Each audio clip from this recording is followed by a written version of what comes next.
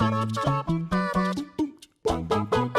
everybody, I'm Adam Nicholas for What Culture Football. And I'm Andy Murray for What Culture Football. And coming up on today's news, we've got all the latest on Sean Dyche, Danny Drinkwater, showdown talks after brawl. Indeed, a complicated story. We've got all of the results from last night's Euro 2020 qualifiers. And of course we have a big preview for tonight's Euro 2020 qualifiers. It's all about the Euro 2020, isn't it? It really is, and not getting there if you're Scottish. It's okay, forget about it. Let's not focus on it. This is the what does he do? 4-4 news. 4-4 news this is. But first of all, can you believe this, Liverpool fans? No new deal for Virgil van Dijk. What? I am bamboozled by Oh this. my God, bemused, bamboozled, befuddled, you name it, we are it. Well, don't panic just yet, because it's no new deal, because according to certain reports in the news, specifically the Liverpool Echo, they were saying that Virgil van Dijk was being set up for a brand new deal that was going to be like a 5-year deal that was going to see him earning £200,000 a week. Well, according to them, he is absolutely, and I quote, bemused by these reports, because apparently this has not even been discussed at all. As it stands, I think Van Dijk has about 4 years left on his current contract that he's signed. So he's already with the club till 2024. So it's a case of, I guess what the story was coming that it was going to be a reward for his hard work, which nobody could argue with, essentially, from last year. But as yet, not happening. So, Andy Murray, this is weird in terms of the fact that I guess it's just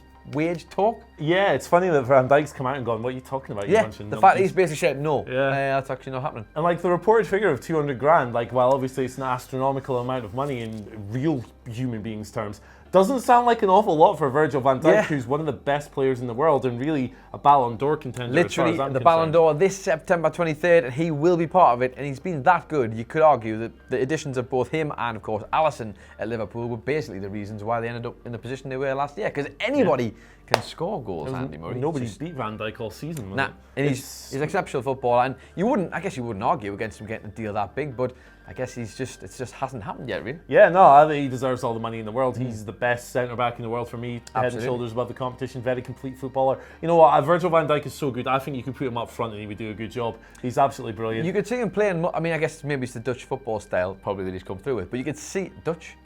Yes. I don't know why I had a sudden moment where I was like, is he playing for Belgium tonight against Andy Murray, Scotland? He's French, yeah. He thinks you're French, Alan. The Dutch football style, realistically, of like, he could play anywhere probably on the pitch. In the middle, on the wing, up top, and I'm sure he'd do a good job. He's tremendous. He's a wonderful player. He deserves all the best. He does. Let's hope he gets that deal. I hope his deal ends up being bigger than that. I'm not exactly a massive proponent of huge wages in the Premier League, but if anyone deserves them, it should be that it's guy. VVD. DVD, as I once erroneously called him. DVD. Let's move on to a slightly less glamorous footballer, England's Danny Drinkwater.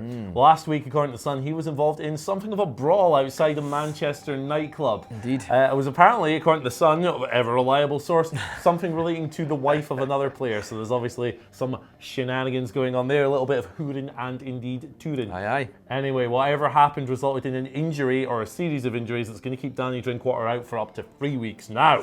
Today we have reports from The Independent and a number of other sources stating that Drinkwater is set for showdown talks with manager Sean Dyche regarding the situation. Dyche wants to know basically whether the situation was his fault, whether he was guilty, and whether or not he needs to be punished. Now, initial reports suggest that the injuries weren't as bad as first thought. He isn't expected to miss more than 3 weeks, but you can see why his manager or his on-loan manager might be just a little bit upset and might want an explanation. I think so, because at the end of the day, they've got him on. It's not like if it was their player, that's one thing. But a guy they've only got for a limited spell that they've specifically brought out to play for them, who's then getting into this trouble, not exactly ideal. This also comes off the back, of course, of I think it was 4 months ago, he got a driving ban and he was always guilty, actually, wasn't he? Found guilty of drink driving and completely not good stuff. It sounds like maybe perhaps a bit of a hangover from being part of that Leicester where Premier League went inside, and then obviously went to Chelsea and it hasn't quite worked out for him since then. I mean, if all these things are true, the assault and the driving charge, maybe his surname would be a good bit of advice to Mr. I was thinking Danny so. Drink more of it, certainly. Yeah, behave yourself, you silly sausage. You're in a wonderful position. But Sean Dyche is going to make him eat worms, isn't he? Well, it's also He's going to make him eat worms. Yeah. The group session of, go on, there you are. I've got, if you really like this club, you'll eat this worm. It's like spaghetti. I think it's a shame because you want you know, that's a good player, that's a good footballer in there. I guess whatever it is, maybe he just has some things going on off the field that he needs to get sorted. In terms of the fact that he could have been playing for England a lot more, but I seem to recall he also turned down England at one point because he said he didn't feel like he was ready to play at that level, which, I don't know, maybe that tells you more about the mindset of the player. Yeah. Of course, we are speculating at this point, but here's hoping he managed to get all that sorted. Get it together, boys. Indeed, indeed. Let's move on to something a bit more less intense, shall we say. And we'll talk about the Euro qualifiers from last night. There was a whole host of matches that took place, and we're going to focus specifically on two of the top dogs who managed to keep their perfect streaks completely intact. The first one of those, of course, was Spain, who got a 4-0 victory last night over the Faroe Islands. I have to say, I watched a bit of this match myself. There wasn't a ton, nothing out of the ordinary in this one, as you could expect, Spain with a better side, but an interesting little trinket, Andy Murray. Can you believe it? This is the first time that in all the matches that Spain and the Faroe Islands have played, that the Faroe Islands have failed to score. Really? Really, they have scored in every other match they've played against Spain. I think there's only been 4 of them, but still, this was a sad night for the Faroe Islands. Oh, not just a 4-0 drubbing, but also no goals for them. Interestingly though, there was a nice little moment because the manager dedicated the win to Luis Enrique, of course, who's had the tragic loss, of course, recently of his daughter. So that was a very nice touch indeed. And a 4-0 win is certainly a nice way to do that. Yeah. In other news, Italy were also the other side to keep their perfect score intact. My man scored as well, Your man scored, he did. 2-1 victory over the Finns, and it was Jorginho from the pen spot who got the winner after Immobile scored the original. And, of course, for Finland, oh, it must have been Pukki. it was Pukki, of course it was Pukki. Who else? Pukki on the spot, but not Marcus quite enough Heikkinen to get the draw for. So they both, Spain and Italy, are top of their groups. Obviously 6 matches, 6 wins. And I'll just run down quickly the rest of the matches. Switzerland won 4-0 against Gibraltar. Sweden were 1-1 draw with Norway. Georgia drew 0-0 with Denmark. Romania 1-0 win over Malta. Armenia were 4-2 winners rather against Bosnia and Herzegovina. And Greece were 1-1 drawers with Liechtenstein. That's not so great, is it? For not Greece? exactly ideal. Well, it was saying since 2014 they've had a bit of a dismal run when it comes to these sort of things. But what are you going to do? This is football, as they say. And this crazy, complicated qualifying thing in which some teams are already guaranteed a playoff. What do you feel about this in terms of like? Are you for, or does they make you watch friendly football more or not? Nah, I think it's a load of bollocks. I'm not going to mince my words on this. The Nations League, whatever, it was a fun idea to have some competition, but did anyone really care? Did it really enhance the prestige of those fixtures? Did it mean anything? Did it bollocks? These qualifiers, well, I'm sure you could sit there and unpack, you know, a reason why they make sense. To me, it's just a needless complication of a really simple format that worked. And I understand you don't want to have as many friendlies and risking players in needless games, but to me, friendlies were useful because you can try players out, you can bring younger players in, blood them in, see if they're ready for international level, let the manager form a relationship with them. I think it's silly. Very silly. Well, there you are. That's all you need to know about that. Anyway, shall we move on to why it's not silly and what they can expect from the Euro 2020 qualifiers tonight? Yeah, so we've got some qualifiers tonight. There are some big teams in action. I'll just run through a couple of them. The Netherlands are facing Estonia. Germany have Northern Ireland. Footballing giants San Marino and Cyprus go head-to-head.